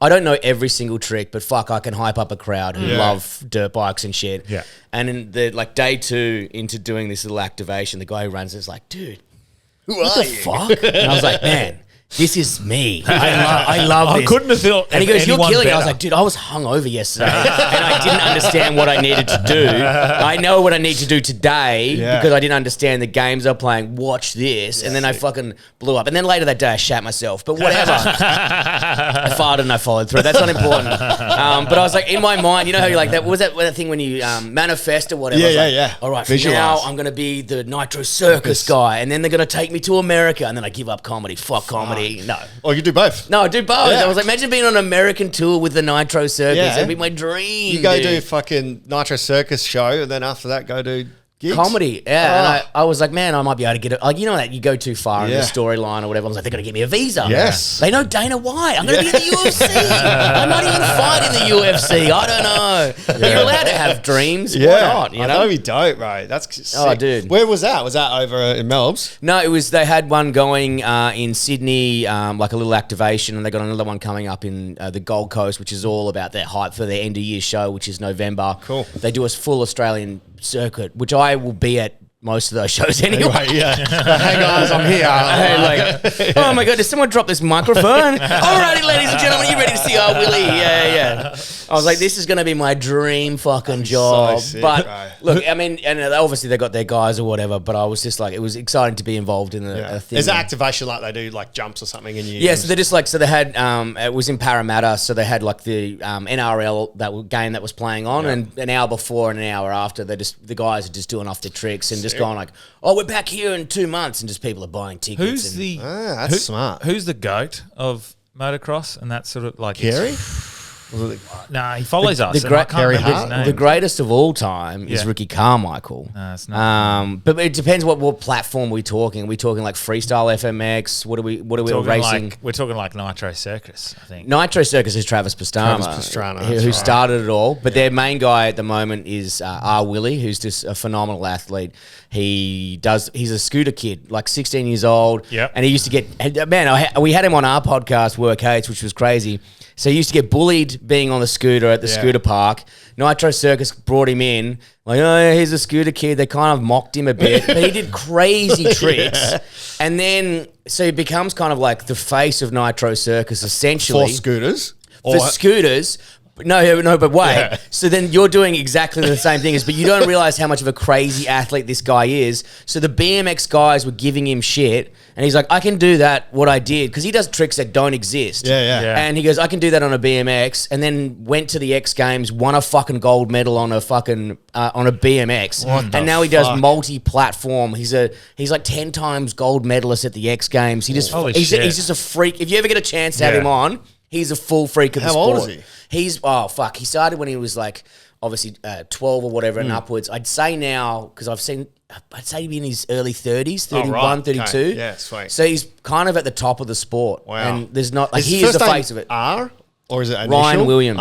So the Yeah. BMX is fucking insane because they have to. Well, they give each other shit. What was Todd Main was saying? They give each other shit because they actually have to use their legs and the other guys just use their hands or whatever. But like they're so supportive of everyone in their scene. Like they get around each other, they high five. They're not it's the opposite of the comedy scene. Yeah. Well, Even like he's supportive with other people in others. Like he came to watch. He's come to watch you as well. Todd supports me so much. I was doing my first quote unquote pro gig down at the lounge in Freo, and he's like, "I'll come." And he came, bought tickets, sat at the back, fucking loved it. Like they're so supportive people, man. Man, you could really feel the sense of community when you're at I was doing this little hosting thing, and there's another kid called Barzy who's fucking sick on a scooter, and he's attempting to do, which you don't realize the speed that's involved. He's going to do a quadruple backflip. But these boys keep pushing the sport to a next level. That's why there's so many deaths in this sport, by the way. Robbie Madison, who I was in. Robbie reference. Madison is one of the goats as well. Yeah. So he follows the podcast. Does he? Yeah, but Robbie, please follow me on Instagram. You will, if you do, you will see about 3,000 DMs from me already. Ignore them. I love you. Did you see when Bert Kresher read out Shane's in DM to him?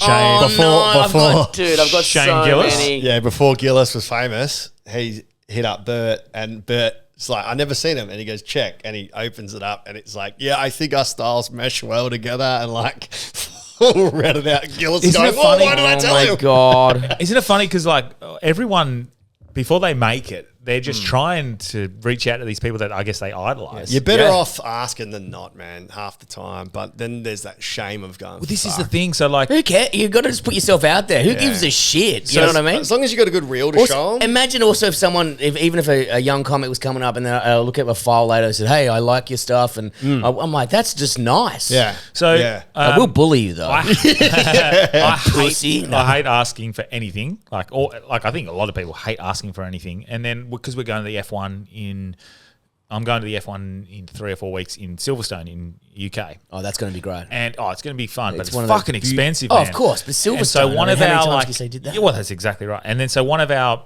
they're not a sponsor, but they want to sponsor certain episodes, which is Optimum Nutrition. And I've got a few email threads, and I realised they sponsor McLaren. Yeah. So I just said, look, man, I hate asking, and I know our relationship isn't very strong, but stupid if you don't ask. Do you have any connections to get me tickets over at McLaren?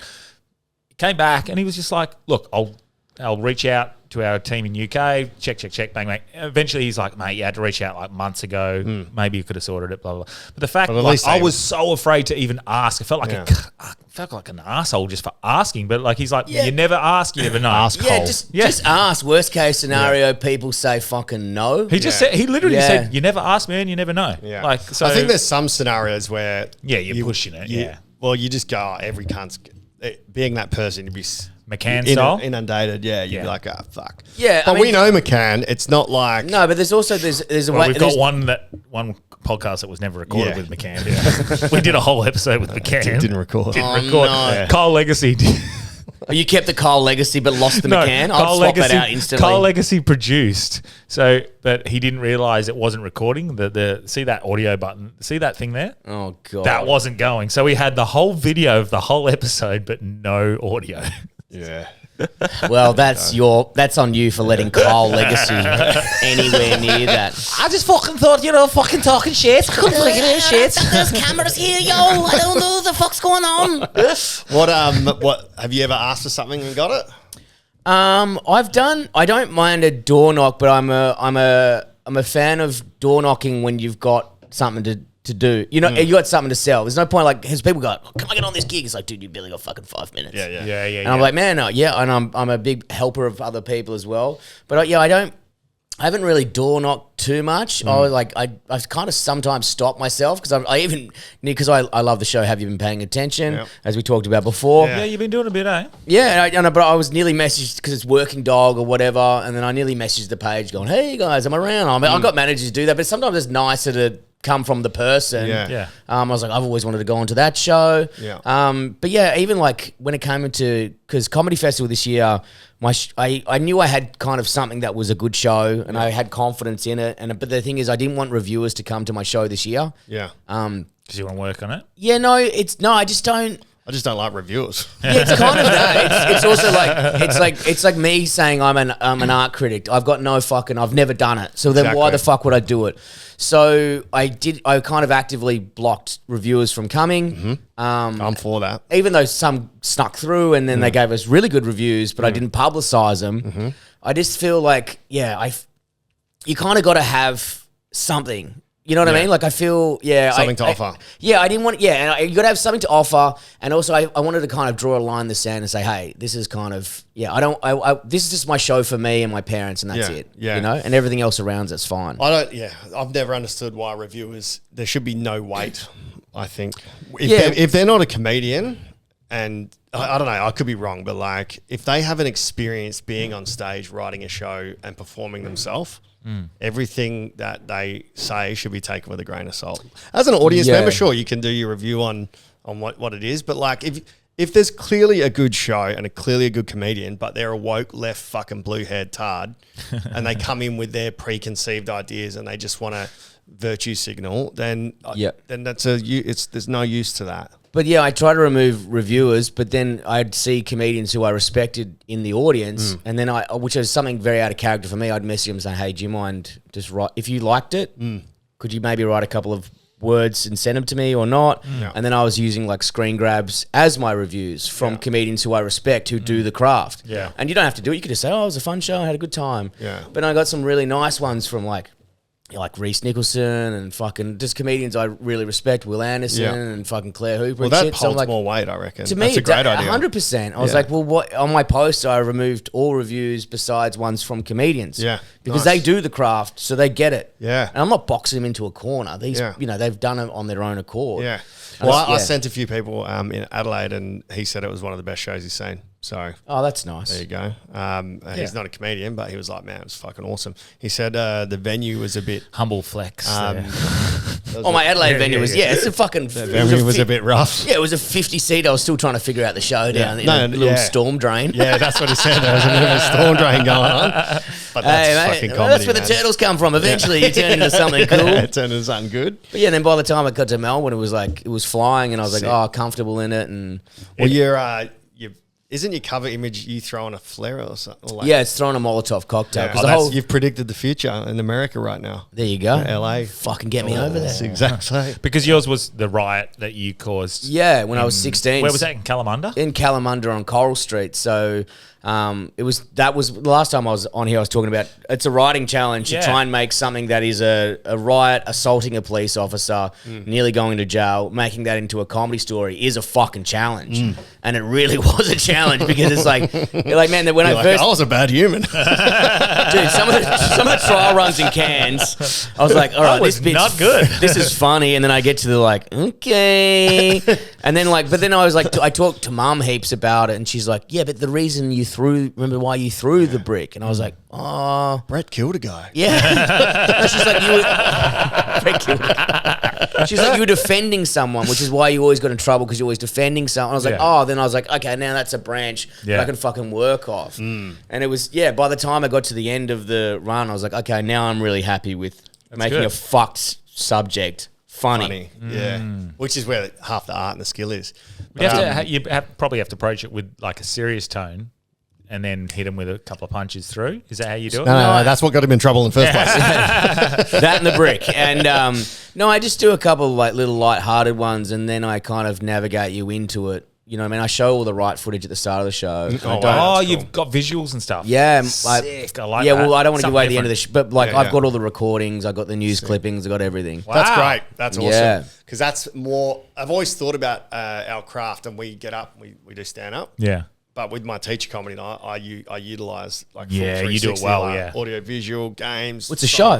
Yeah, It's got to have more than one element. I think there's got to be more.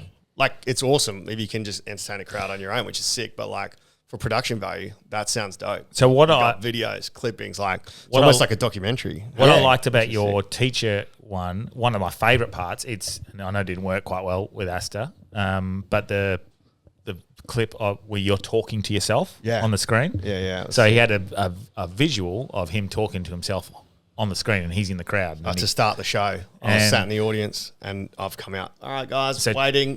3, 2, 1. Then like a teacher. I'm Mr. D. I'm Mr. Dalrello. You could call me Mr. D. And as I turn on the board, I'm in the audience, and I go, Mr. Loves the D. Then the video turns around. Who said that? Yeah, right. So like coordination with it, and that's probably my favourite thing. When I like seeing those things. I know how they're done, but I think it's clever and it's fun and it's engaging and it's different. Particularly for shows, like, because I mean, people are like, oh, well, you know, they always used to say there's 3 types of comedians: there's corporate, there's festival, and then there's a stand-up comic, club comic. And to be able to master all those 3 is fucking hard. And I'm still struggling with a corporate one because I'm not very Corporate's so fun. Dude, oh man. But if you lean into who you are, I think. Oh yeah, I know I have, and they've banned me. And, it was at a fucking with all these real estate agents like, who wants to do some coke? And I was like, I'm not even joking because I'm still high. They hated me. You think the property prices are high? Oh man, have I told you? So this is flipping off. Have I told you this banger about this corporate I did? Nah. Right. So it was for a big watch company. And they do like GPSs and shit. And so I went on, I did the corporate for them. They flew us to Sydney. It's a fucking lot of money. Love it, right? So I rock up with an iWatch, and they're like, you got to take the watch off, dude. I was like, who gives a fuck? Everyone works for this company. It's not like I'm going to walk out there and they're going to go, oh, we love Apple. Yeah. And like, they're all maggot and you don't want to argue with people. And the CEO's like, you got to take the watch off. And I was like, I need it for my fucking timer so I know how long I could fucking leave you losers. Yeah. And I was like, okay. And she gave me her watch. And I got rid of my watch, so it gave me her watch. So I'm wearing her watch on stage. And then I'm killing to the front, which is all the warehouse people. The corporate bigwigs at the back, I would say, aren't loving me. Yeah, okay. But I'm wearing her watch, which is connected to her phone. So she gets a text message or someone sends her a text message saying, who the fuck booked this guy? And I'm like, as I'm on stage, I'm like, who the fuck wrote that? Who the fuck wrote that? What bomb city, dude. Who the fuck booked this guy? Well, you wanted reviewers. Oh, yeah. Oh, that's incredible. Dude, it sucks so bad. And I was like, you motherfuckers. And I don't know, because I told them I had the watch on. I don't know if they were fucking with me, but I'm like, nah, either way, it's funny, dude. But on the other hand, the clarity of this text message is fantastic. It's actually a really good excellent product. It was so funny because I was like, I know it was on purpose or whatever, but of course, like, you've met me as if I'm going to pull away. I was like, who the fuck sent that fucking message? There's one of you fucking dickheads at the back. And then, I was like, okay. And then I left on a nice story because that product I was working for actually ended up saving saving a mate's life. Oh, fuck yeah. Many moons ago. Wow. And I left on that story. Oh, nice. And then I took that paycheck. And I will never buy their products again. Fuck yeah. I've only had one horror corporate story, and that was my music didn't work for my freestyle. This is early on. Maybe I was 4 years in. And would you say the music is a crucial element? I said, oh, look, I'll do a cappella. I got a cappella. And Pop the fucker duck now. Ever since then, I've never a cappellaed ever. Because it was just, her name was Crystal, and I was like, yo, I'm on a boat. And straight away I heard myself say that. I was like, oh, this is good. And I was like, yeah, I'm fresh. But not like crystal meth. And as soon as I said that, I said, guys, I'm going to stop there because that is the most horrific freestyling ever. Everyone was expecting this awesome set. I'm like, oh, nah, sorry. Anyway, guys, thanks. Have a good night. And because the guy before me went too long, the boat took off. So I was stuck on the boat. Oh, no. I was stuck with everyone. Oh, no. So I just went straight to the front of the boat and stood by myself for like 25 minutes until we I just went to the jumped next off thing. and died. Fucking Caprio Titanic style. But I guess the opposite would have been like if you crashed, you would have been like mingling and going, what's up? Yeah, it's fucking Dude, terrible. bombing on a boat rules. It's I've done a lot of cruise ships. I've had some horrible deaths on a cruise ship, and then you know that emergency evacuation plan. When you bomb on a cruise ship, you're very aware of that plan. I'm like, how do I get to food without Seeing people? anyone. I'm crawling through the mechanics bay. I'm weaseling through a generator covered in grease just to get a sandwich and I go back to my room. Have you done that very often, the cruise? Yeah, comedy? I probably do. I used to do them a pre-COVID a few more. I probably maybe do 3 or 4 a year. They had some really good Virgin boats, then P&O. I've always had a good time on them. I want to try it, They're fun. Yeah. And Sharks has been doing it a bit, hey? Oh, I think he does like this. To New Zealand? Or? Yeah, he does I think he's on a different I think it's Carnival, like a bigger thing, and they're Yeah.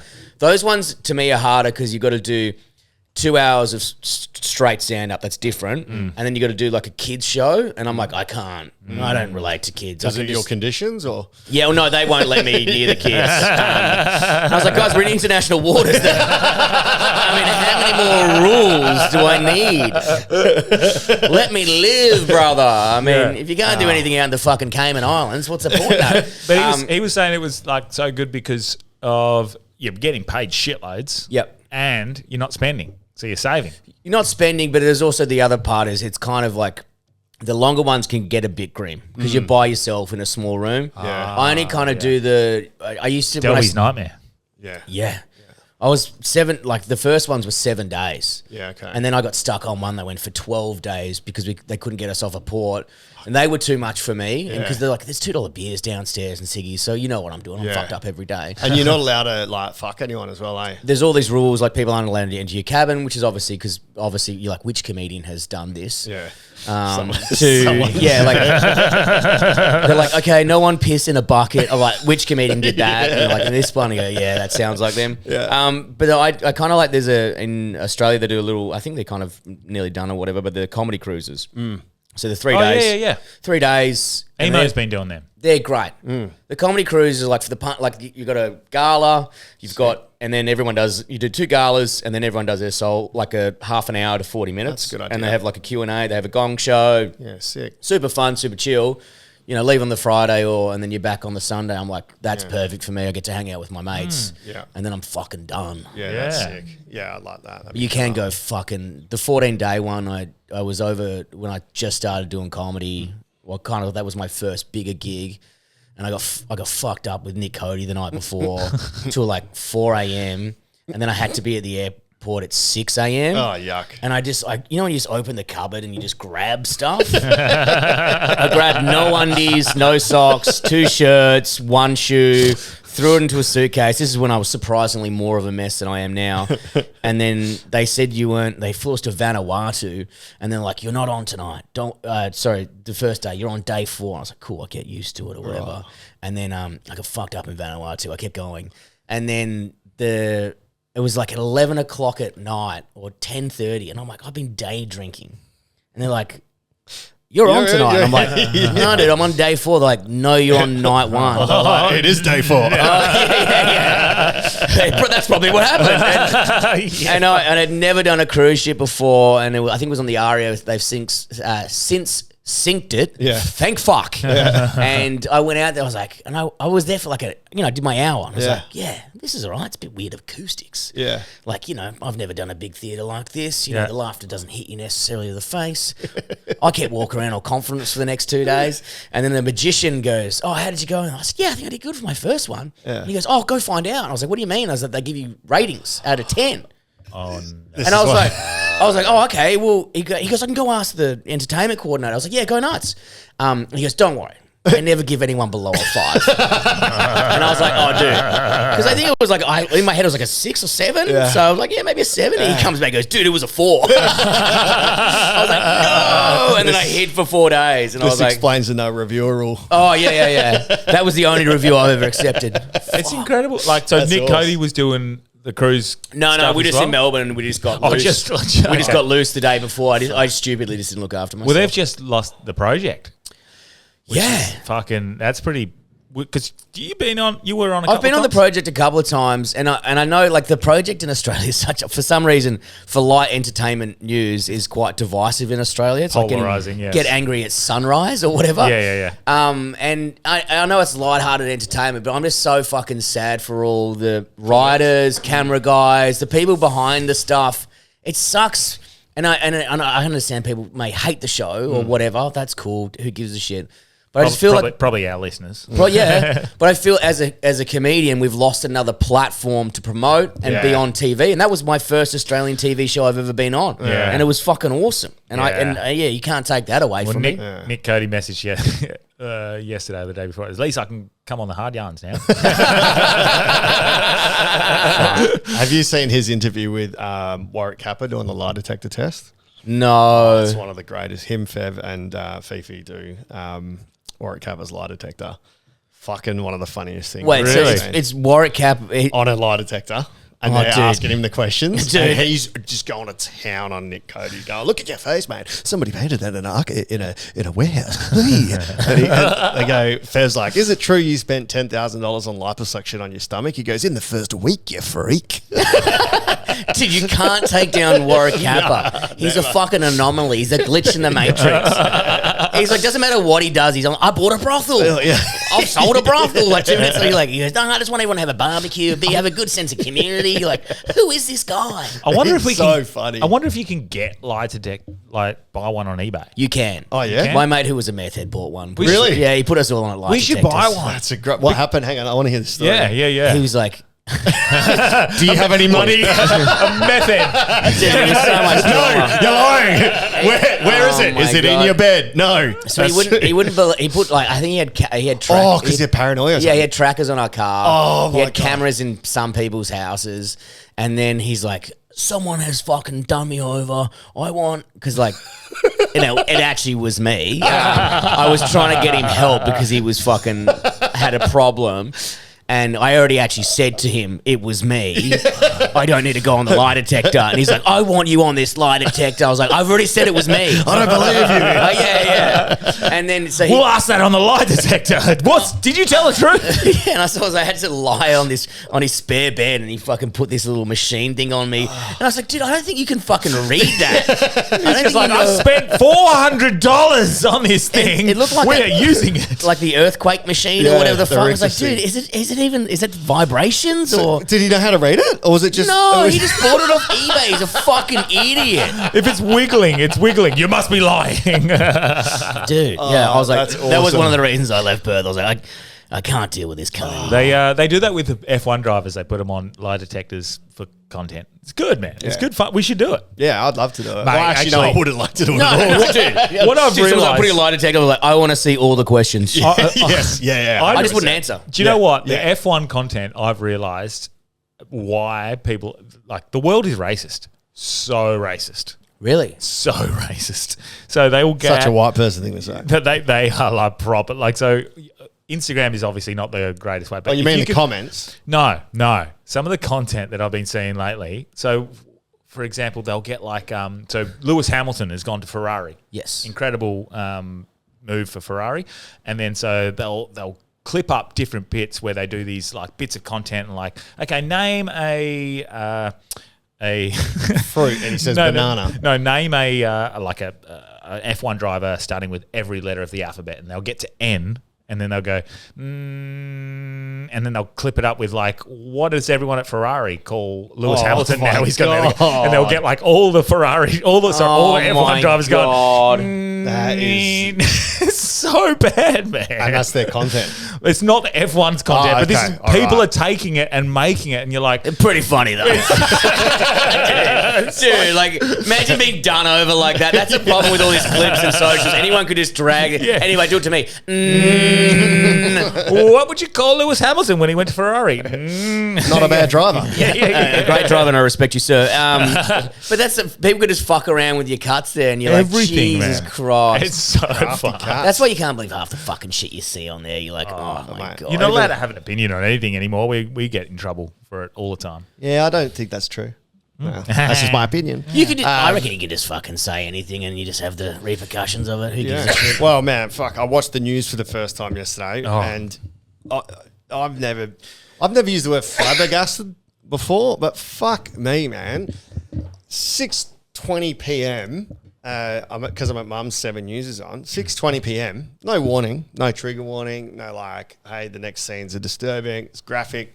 They showed a dude getting murdered, like uncut. Guy gets on a bus, full Alfred Hitchcock, stabbing the fuck out of him. I'm like, what the fuck? They're like, yeah, guy was murdered on a bus, and they show the guy getting on, murdering him. They're showing this, stabbing.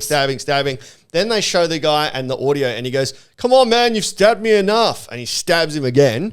And then as he's going... there's kids watching this shit. 6:20. Yeah. He's going, help me, someone help. You've stabbed me enough. Come on, ambulance, I'm bleeding out. And then the news reporter goes, and he's died later in hospital. I'm like, why the fuck have you guys just showed a dude brutally murdering at 6:20? The news isn't the news anymore. It's fucking entertainment. They got no facts. They just want to show you horrific shit. Horrific. This is what happened. Like, remember who's in Melbourne? They're like the youth, which is my whole fucking show. Yeah. The youth crime epidemic, and I was like, hang on, cunts. Are we talking about an epidemic of youth crime? I was like, have a look at this data sheet. It's actually gone down by 15% Australia wide. Do you want to report on that? They're like, it's machete crimes everywhere. I was like, dude, just do a little bit of research, and you'll find out you're wrong. And they were like, all fear. So mum and dad are back from Thailand, and mum and dad, obviously, they're staying with me, so they watch the news, so I hear the news, and it's just fucking ridiculous. I don't know what it is. Clickbait, it's trash. I was telling Delby on the way here, they had the second headline they had was some kid headbutted another kid accidentally, like they clashed heads, and he went to hospital, and it was a bad thing. And like, well, that's not news. Yeah. Like that someone had an accident and like hurt their head. Yeah, but then it's like, okay, 2 kids at junior football. Yeah, exactly. Oh, my kids are at junior football. Head-on collision, concussed the whole life. Like they're just finding shit. And this is why people don't like the project. Cam McLaren's theory is that it keeps everyone scared and trusting the government and needing... was it bowling for Columbine? Fucking, it's a society of fear. The news keeps you scared, so you stay inside and buying dumb shit or whatever the fuck it is. Yeah. And I feel like... people, which was, I think it was Ari Shafir, who's a great comic, and they said, how does it feel to be a Jewish man in America at the moment? And removing all fucking whatevers from it, he goes, it's not that bad. And the guy's like, what do you mean it's not that bad? You're a Jewish man in America? This shit's going on. He goes, yeah, you're watching the news, right? I just walk outside. Walk outside. I couldn't look any more Jewish. Yeah. I walked on the way here. I didn't see one machete. Yeah. I didn't get attacked by anyone. I didn't get headbutted. I was like, it's not as bad as what they're saying. Yeah. Just go out there and just fucking relax. But that's exactly the worst thing was, right? So they've showed a murder. I'm just going to mum. This is 6:20 6:20. People have dinner with their families, and they've just seen someone get hacked to death, right? Yeah. I'm like, wow, that's hectic. The very next fucking story, 6:23 p.m. I'm not farting. Yeah, that is it's me, guys. I'm on my third Swanee D. The very next story, they lead with, and now something a child should never see. I'm like, what? murder? Oh, fuck. No, they're like, something a young child should never see. There's a young girl here as these brazen thieves break in and rob jewelry, and then they crack this guy's skull with a crowbar. Yeah, so right. they show an armed robbery. Oh, my God. But they say that a child shouldn't see that, yet they just showed someone being hacked to death at 6:20 p.m. Gets worse. I'm like, what the fuck? Who's writing this shit? The very next story, 6:25, and it's International Child's Day today. This is a story on what's good for your children. Oh, my God. If we want to make our kids healthier, go outside. I'm like, you've just shown a fractured skull, a stabbing, a murder, and an armed robbery. But Oh, my God. By the way, have you heard that jackhammer? That was Rupert Murdoch trying to silence us. Talking about the fear-mongering that's going on in Australia right now. Yeah, there is there's construction going on downstairs. So I'm actually very interested. Side note, they're going to be putting a dance studio underneath, and we're going to finally, I have can realise my dreams. They're going to do some sound testing. Dude, all I'm So hearing hopefully is we don't have to potty move. alert. I was trying to pick up the people at the snooker alley before. No, it's a dance studio. Trying to get my balls away. Those Yeah, 'cause dance mums that la- are going to be rocking up. Last time, wasn't it brides down there? I was like, Yeah. they're fucking done. Boring. They're already out. They're out of the pool. I got no chance. Bridesmaids, maybe. But that whole fucking thing that blew my mind, and I said to Cam McLaren, I messaged, I was like, this is wild. Actually, I won't share his story, but I said to my mum, and mum said when her brother died in a car crash, they showed it on the news that night with her mum, so my grandma and her watching with no consent. Just showed my uncle's car on fire. I have a big problem with that shit because it's Yeah. like, yeah, It's not news. But it's also someone else's news, and people in the family need to find out these things beforehand. happens, yeah. And like, imagine like you don't know your best friend's passed away, and you see someone on fucking fire on the news. Yeah. You're like, oh, people didn't know this. No, they don't. Yeah. You're just trying to get. You can tell the story in 2 days. They want to be the first, the first. Or if the news would be, there's an accident today causing a 4-hour backup, so people go, oh, that's why I was delayed. News is not, okay, there was a car crash and 3 people died. Like, that's not fucking... No, they want footage of the flames. They Yeah. want all that shit. It's like, you know, But it's not was news. That TV, that movie, was it Nighthawk or whatever the fuck? Rider? No, it was Night Rider. Talking car? Kit. No, but he's just trying to, you know, he would come up to a car crash at night with Jake Gyllenhaal. Yeah. And then he started moving bodies. So it looked, I was like, dude, that is completely the news. Yeah. They don't give it's just a TV show. Yeah. It's not. Yeah, they Yeah, say it it's is. the It's news. right. It's just fucking drama. It's home and away, whatever they can find. Yeah. Yeah. I even seen like when the Selwoods, so they had the Which first is Selwood. fucking devastating, Yeah, by the way. devastating. Oh So my the God. second so when when that happened, I think it was Perth or news.com. It might have been news.com. And the way they framed this thing of like a controversial statement about Selwoods, and then I clicked on it. I was like, oh, fuck, what's happening here? And I looked at it and there was nothing. No, Nothing. but there was something. And It was I've commented 49 from cents the a clip. yarns and Yeah. just going, this is fucking disgraceful that you've done this. Like you've used Oh, they've achieved what they needed, which you've was used you to comment. you've used a tragedy to draw people to your content. That's and Yeah, but then you've clicked on it and then you've commented and they're like, Correct. tick, tick, we've just made $8 off this guy. correct. Oh, Which is embarrassing, which is where we're getting to now, which is scary when it comes into like we start talking about AI and stuff like that. Yeah. Because there's just going to be videos that aren't necessarily true. Like, well, this is what could happen. Yeah. Oh, have People you click, click, seen click, how click. real AI is now? Yeah, the news. Yeah, half the news it goes. Twitter user James said this. Oh Yeah. And Twitter, I'm like, this isn't fucking news, cunt. You're just Yeah. reporting what's happening on Twitter. Was it? Oh, sorry. Yeah, the AI of people. I'm loving it. Where they're doing the religious AI doing selfie reports. Oh, have you seen that? The if they did selfies, It's incredible. Yeah. David and Goliath. He's like, yo, David here. I'm about to take on this big dude.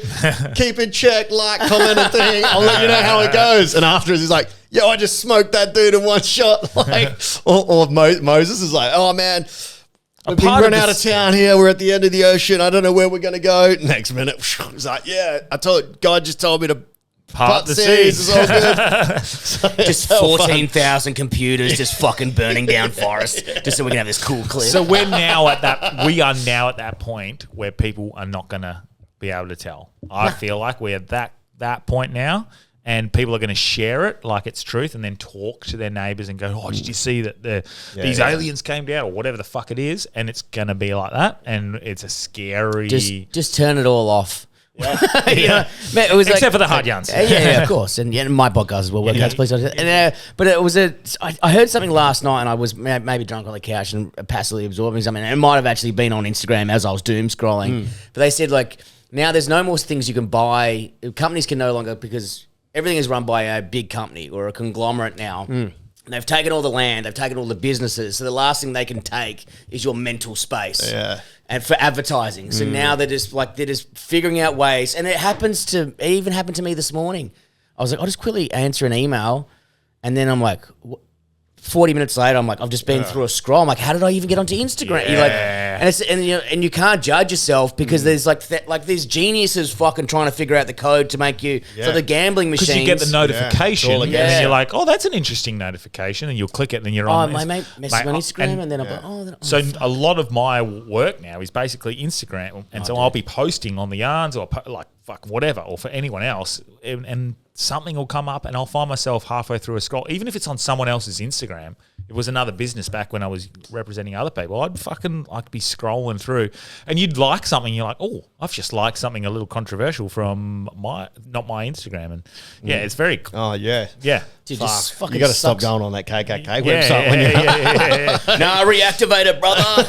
But you got to be cautious. It's very easy to just fall in that trap, doom scrolling, and Dude, I reckon it takes like 4 hours of your day now. You're like, I could be doing anything. Yeah. I even put the reminder, to turn it off. But you just fucking, give me another 15, another hour. It's like a fucking addiction. Just another 15, bruh. Man, I mate Guy Montgomery, who's a good comedian. He only does Kiwi? He's a Kiwi. Half an hour a day. He's only accessible for half an hour a day To speak with? to Or any like type online. of email or whatever someone was saying. I was like, fuck, I've got to get to that because you're so easily contactable now. Yeah. That's and, cool. And you're on flights and people are emailing you and you're on Instagram. You're like, fuck, you really need to set the Well, if windows. you I want think help- Christopher Walken doesn't even have a phone from him. Yeah, but from he's memory. 80. But he's Yeah. like, I mean, the guy, I think Moby Dick is a venereal disease. Dude, I wanted to get rid of I need it for maps, which is how they kind of get you. But I was like, I wanted to have my phone and have an old school flip phone. So, hey guys, between these hours, this is the only number you can contact me. And then it's only 3 numbers could you ever get through. If you want. Mum, my missus, That's a good or my idea. best friend. That's a good idea. Because no one else is in, nothing else is that What about important, is me? it? What if I wanted to say, hey, bro? You have to wait till fucking Yeah. the next day. I've got a Business half an hours. hour window. Fuck you. I have not done any of these things, by the way. These There's- are all If you ideas. want help on how to do it, the 4-Hour Work Week by Tim Ferriss audiobook. Get on Oh, that. really? Yeah, he's it's all about how to streamline. And he was running $1 million company and he'd answer emails for an hour a fortnight. So there's always to get around it and to do So it. just be efficient. Super efficient because we live with that panic and that now. What's gotta that? do it now. What's that gum that's really efficient? Makes Neuro gum. it makes you efficient. Neuro gum. Maybe I need to get the gum. Yeah. Apparently, it's like the limitless pill. Really? That's And if they'd like to sponsor this podcast for a low, Dude, just shelve some Dexies like I do. I answer the major. I've done like 19 emails. I've had 14 coffees and 3 panic attacks. I've because of my injury, I haven't drank and I haven't done my Dexies. I'm sleeping so well. Oh, dude. What are the odds? Yeah. I'm Really? You stopped taking an amphetamine and you could sleep. Are you going to put me on a lie detector machine soon as well? I've woken up. I'm waking up like I don't know if you get that feeling where you wake up and you're just still tired and you just want to sleep. Oh, yeah. Every day. Yeah. Yeah, that's alcohol.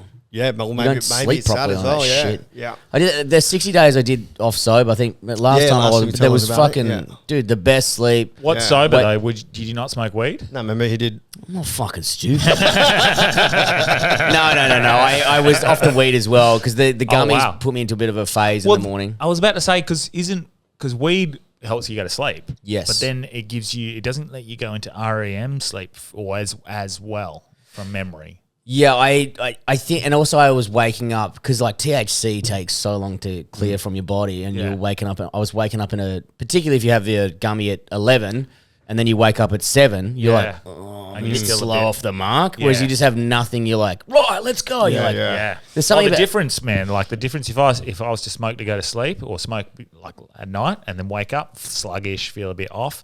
If I like go to sleep early, sober, have like nose tape, whatever, all of the jargon, and I'm fucking bang. I Dude. jump out of bed. It's insane that you know how good it is, and then I go, you guys want to crack a swan draft? Fuck yeah. Yeah, exactly. I had like 4 edibles on the plane, had a panic attack on the way here. I was like, dude, well, I wish I could just be normal. You know, when you see someone who's just like reading a book in a park and has got like no addictions, you're like, oh, that must What be is nice. that in us? Because I'm the same. Like, I'll be like, I know It's the best- short term like gain of pleasure. Yeah. And you're prepared to deal with the whatever the Tomorrow. pain is Consequences, after. yeah. It's like, yeah, dude, I'll just have 4 wanks tomorrow. I'll get out of this hangover. You're like violently masturbating in your hotel room with no and lube. manifest with while you do that as well. Manifest success. Have you heard about manifestation masturbation? Dude, I've been manifesting hot chicks while I wank for years. And not one of them has fucked me. Yeah. I've been doing it since I was 13. Her name's Devon. She's a porn star. Oh, Devon Cole. It's never happened, dude. Still a virgin. Apparently, if you are you manifest what you want at the point of orgasm, because that's where there's the most positive and sexual energy and being released. Dude, and put out there. that is some real yogi Start doing shit. If some you're going to start nitro. thinking about not titties, next time I come, I got to think about Willie. Willie, I want to host the nitro circus. Willie out the willy. Double willy. All right, okay. I've probably got another 2 left in me today, so I'll let you know. Next time you see me, I'm driving around in a Lamborghini. How'd you do it? I was a tight-fisted wanker. Oh, fuck. I came to my senses and dollars. I came to my senses, yeah.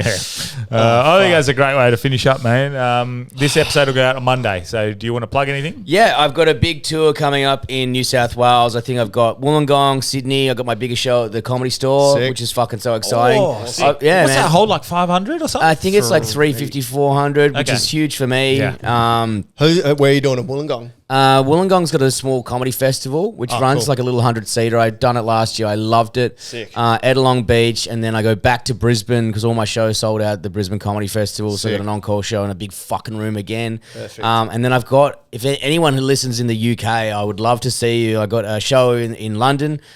Which I'm very nervous about. As you know, when you travel fucking to a different country, you're like, what the fuck? I have to move my teacher show back from the hot water to the week after. Oh, really? So, but it's good. Yeah. Dude, it's so exciting though, because Yeah. have you done an international not on my own. That'll be the first Dude, one. yeah, I'm so nervous. It'd be sick, bro. It's gonna be as long as exciting. people show up. Dude, if even 2 people come, I'd be so excited. Yeah. And then I got the full month of Edinburgh. So I'm like, are you going? Yeah. Are you coming? Yeah. Oh, Me, dude. Cam McLaren, Mac Shane, Legacy. Great. I've got a crew. Mush will be over there. Great. So, I'm just, sick. big tour dates. It's all available on my Instagram at Bretty Blake, and I got a podcast called The Work Hates. Check that out. The Work Hates Work podcast. Hates, not Yeah. Work Mates. What That's with Bron Lewis? Yeah, we just bad people with bad jobs ring in, or we have comedians who talk about the shittest jobs and we're getting fired. It's fucking real good fun. Next time Bron's over, send us. Yeah, send her you'd love our her. way. She will fucking. She used to be a teacher as well. Eh? Yeah, dude. Her show was about teaching this sick. year. Cool. She's such a funny comedian, but she will fucking tell you two cunts up. She scares the shit out of me, dude. I'm always on the back foot. I love her, but when she messages me about work, I'm like, I'm so sorry, man. You're just talking about working on the pod as your stories. I've mentioned the podcast and I'm on with you. I'm so sorry. Yeah. What venue have you got in Edinburgh? I'm at the Assembly. Assembly Yard. Yeah. So That's right near where we are for. yeah, I'm Sick. super excited. I don't know how the show's going to translate. In the UK, it's called not Little Turd, it's called Little Scallywag. Oh, you could have gone with little jobby. Little Jobby. Yeah, that's a Scottish word for shite. Is it? Yeah. Oh, fuck. Little jobby. I should have hit you up before that. But yeah, just excited just to keep touring this show because Sick. it's got a good message about fucking youth crime and growing up Yeah. and fucking, I don't know, it's a nice show about my mum, so I'm excited to do it. Sick. And that's part of Paid Fringe, right? Yes, yeah, I did. I've done Free Fringe before, which I fucking love, but then Yeah. I got an opportunity to do. Yeah, fucking oath. And I've always, Give it a I risk. don't think I'm ever going to do Edinburgh Fringe again. And when I went there the first time, I was like, imagine being in this fucking crazy room. And that's all it done is cost me a lot of money. dude. Were you masturbating at the time? Yeah, dude, I was manifesting. Little sperm. Little sperm. And I said, Sick, man, it man. would be cool to do that. And I'm like, I finally get to tick off losing 12 grand. Fuck So, yeah. Nice. yeah, if Yeah. I can break even, I'll be stoked. Sick. All right, killer. Delby? So, what have I got? Fuck, you got a big going on now. This weekend, I've actually got nothing happening myself. Yeah. I'm resting and recovering until July 3rd. Come over, give him a massage. Don't be a coward. Help me manifest. Only at the point of it. But if you're down south, Brian Shields Buddha is going to take over Teach Comedy Night at Gatsby Skyline in Manjimup and Bunbury. So I'm nervous but very excited to have him do it for me. Trusting my baby, not Buddha, the actual show. And that is it, unless you're over east. Starting my tour in Adelaide on one leg, July the 3rd. Huge. So, and then Renmark and Mildura. So that's the first weekend. And then Parramatta, Manly, Wollongong, Sutherland Shire, Canberra, Penrith. He's got nothing going on. Newcastle, Central Coast, Campbelltown. Say it out of that MILF and Mildura for me, baby. I'm doing nothing but 48 shows. 47 shows back to back. Yeah, but I got nothing to plug. But the next 2 or 3 weeks we'll be smashing out a heap of episodes, and I'll hold some over for while we're away. Yep. You're gonna be right to do some. So you're not here for the next 10 days. You're not able to do After shows. Monday, 10 days, I've got to really look after myself. Because Okay. I'm not even going to say it. I'm not going to put it out. Yep, cool. Yeah, no, that's a good point. But yeah, we'll chuck out, and then while I'm away, which will be from July 2nd till the 24th, there will be just like scattered shows that we're going to pre-record, so they won't be current, but at least you'll still get a listen. Cool. That's it. Thanks, Mr. Blake. Thanks for having us, legends. Always a fucking pleasure. Yeah, All right. All right. Peace. All right. Having 20,000 beers with the boys on the podcast. I always have a great time on this one. Fuck.